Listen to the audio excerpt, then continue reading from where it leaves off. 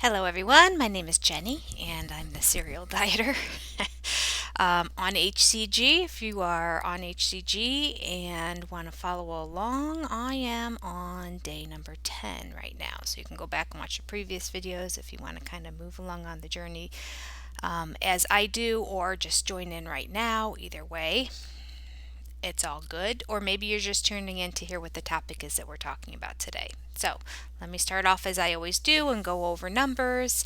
Today I got on the scale and was surprised in a sad way. I had lost zero point 0.2 pounds. So at first I just couldn't even believe it because I thought I was going to have a good day today. But I didn't. So I need to probably look into um, getting some chicken breasts and cooking them up and putting them aside so that when I want to have another protein snack that I have something that's truly protocol. So what did I eat yesterday? I had my turkey taco. It had about a tablespoon of guac on it, about 4 ounces of turkey taco meat, about 2 cups, maybe 3 cups, I mean, just a lot of lettuce, about 5 cherry tomatoes, sliced open and gutted, get all the seeds out of them. And I just like the meaty part of them. And I did put a little bit of corn on it. Now, this time, as opposed to doing about a quarter of a cup of corn, I did I put in my notes that I did an eighth of a cup of corn, but it really was less than that. It literally was just a sprinkling. So, I mean, it was probably 20 pieces of corn. And that was a lot less than what I had eaten the day before. It was about the same amount of guac, but I had a lot more corn on it. I had more meat on it. It was closer to 5 ounces. I didn't weigh it exactly, 5 to 6 ounces. And so I cut that down. And yeah.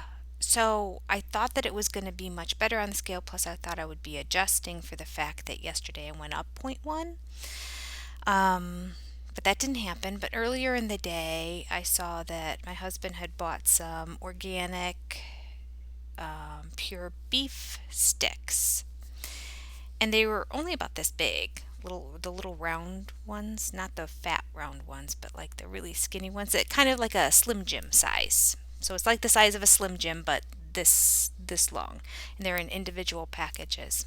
And so I opened one up and I ate one of those earlier in the day, probably closer to noon, and then around 3:30 I had my evening meal. I get that it's a processed food. You're technically not supposed to have processed foods on this diet, which means it probably was higher in sodium content as well, although I don't feel terribly swollen today. Oh, right, that was the other thing. Yesterday I felt like swollen in my hand, so I thought, ooh, after a day of kind of flushing out some of those fluids, my weight's going to jump down. That didn't really happen. But here's the good news, and this is where I'm going to reassure myself. Week 2 is always the most difficult for me because I lose a lot at the beginning of week 1, and then I feel like my body just kind of goes, what are we doing? And it slows down a little bit, and then it starts to pick back up again. So I am in my week 2. Week 2 so far is minus zero point 0.2 plus zero point 0.1 minus zero point 0.2. But I do on my spreadsheet write down overall have I lost weight in the diet. And because I only gained zero point 0.1 yesterday, which is highlighted red, all the rest are highlighted green. Today was highlighted green again. It wasn't neutral, it wasn't going to be a yellow like this is exactly where I was before. It really is a loss from anywhere else that I was on the diet ever since the beginning of it. I have lost more weight. So I'm not going to beat myself up about it because that's a win. If every day I only lose zero point 0.1, well, if every day I only lose zero point 0.1, that's not good. But anytime I lose zero point 0.1, I'm still losing. I'm still losing. So I can't, I mean, it's better than not losing anything, and it's certainly better than gaining. So I'm going to stick with the program. I wasn't hungry at all yesterday. Um, I am going to try to not do that. And here's, this is how I justified it in my brain too. I justified the stick earlier because I knew I was only having 4 ounces of meat later, and you can have 4 ounces of meat twice on the diet. So I figured, okay, this will be my second protein that I'll have earlier in the day, but I'm just going to have the protein in and of itself. So I thought, no big deal. The little bit of corn on there, I and the couple tomatoes, although tomatoes are acceptable in different versions on the diet. It's kind of its own story. Um, but the little bit of corn, which typically is not protocol acceptable because it becomes a starch and can convert to sugars in your mind, I just started thinking as I was putting just a few of them on there, I thought, well, shoot, last time I did this diet, I ate 2 apples a day. You know how much sugar is in an apple and how many carbs? There's got to be at least 20 carbs in an apple. And if you have two of those 40 carbs a day. So this little bit of corn is not going to make the difference. So there's one of two things going on. One, Dr. Simeon, as we read about earlier in one of the videos, says stick strictly to the protocol. Don't go off it, even if you're eating something that's less calories or less fat, because of the way the different foods work with each other.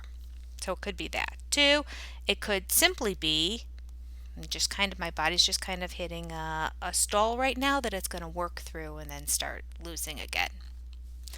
I'm banking on the second one. Because I do not want to go to the strict protocol. There's so few foods that you can eat on that protocol. And even though I could eat 4 ounces of meat twice a day and have 2 apples and have 2 servings of vegetables, I still am happier eating what I'm eating right now. And I find myself, yeah. So there you go. All right, so moving on, I'm going to do our topic for today. Look at me justifying, right? I do have a video on HCG 2.0, and essentially HCG 2.0 is a variation of HCG, and it's essentially what I do because it's a modification of the foods. In many cases, HCG 2.0 will allow you to eat 800 calories a day. So I did that for a while, and I just find that I lose a lot less weight when I kind of follow that protocol. Not that there might not be a day or two that I'll hit 800 on this diet, but that is the standard. And if I do that every day and do the HCG drops, I'm not going to lose weight. Because understand that what the drops are doing is they are pulling your fat. So it is pulling about 1,500 calories of fat out of your fat cells.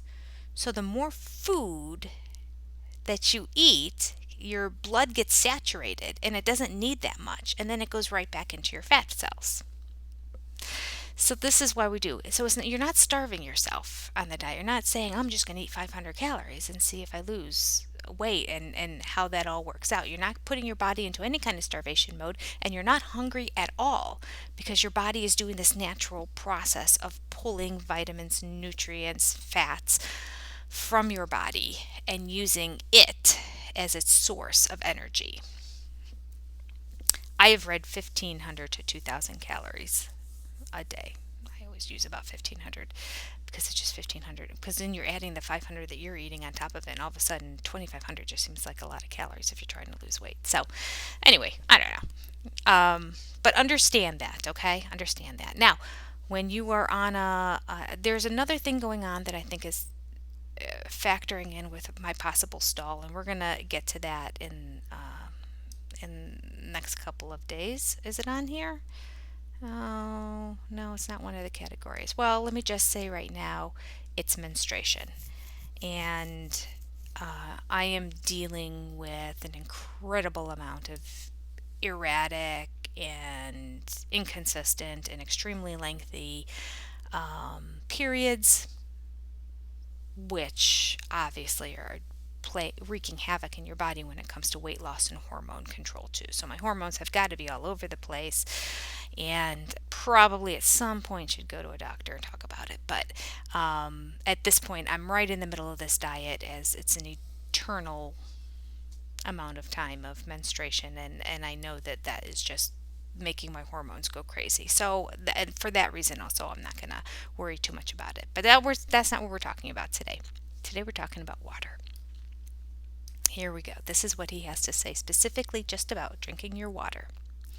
He says patients are usually hard to convince that the amount of water they retain has nothing to do with the amount of water that they drink. When the body is forced to retain water, it will do this at all costs. If the fluid intake is insufficient to provide all the water required, the body withholds water from the kidneys and the urine becomes scanty and highly concentrated, imposing a certain strain on your kidneys. If that is insufficient, excessive water will be withdrawn from the intestinal tract, resulting in feces becoming hard and dry. On the other hand, if a patient drinks more than his body requires of water, the surplus is promptly and easily eliminated. You pee it out. Trying to prevent the body from retaining water by drinking less water is therefore not only futile, but even harmful. So, do not think that on this diet you're going to lose more by drinking less water. You will lose more by drinking more water, and it seems counterproductive. And essentially, if you get on the scale right after you've downed an entire one of these and haven't gone to the bathroom, yes, the scale is going to be higher. But we learned in the previous video, I think it was just yesterday's video, maybe the day before, that doesn't matter. If you know you drank a lot of liquids right before getting on the scale and the scale numbers go up, disregard it. Don't worry about it. It's the only downside of weighing every day. This is the kind of stuff that happens every now and then. So ideally, the best time to get on the scale is the first thing in the morning. You wake up, go to the bathroom, and go straight to the scale. And that's what I do every single morning. I have just a t-shirt on for consistency. I used to always weigh myself naked, but when you start in cooler weathers and you have more layers on, to strip all the way down and it's chilly in the bathroom, nah. So I always have a t-shirt and whatever shorts or usually like leggings I'm wearing. I have leggings on right now. So yeah, that's what you should do to know exactly. And then don't worry about how much you're drinking, because throughout the day, if you're drinking more than you need, it's going to be eliminated through your system. If you're drinking more than you need, then you don't have to worry about constipation. If you're drinking more than you need, then it helps prevent any kind of kidney infection as well as urinary tract infections. Just drink. Drink as much as you possibly can. It's good for your body. It also fills up your stomach until it starts to go out into your system. And when your stomach is full, you also don't feel like eating, right? So it helps you feel fuller for longer periods of time. Okay, that's it. We talked about water today. Hope you enjoyed this, and I will see you tomorrow when we talk about constipation. Talk to you later. Bye.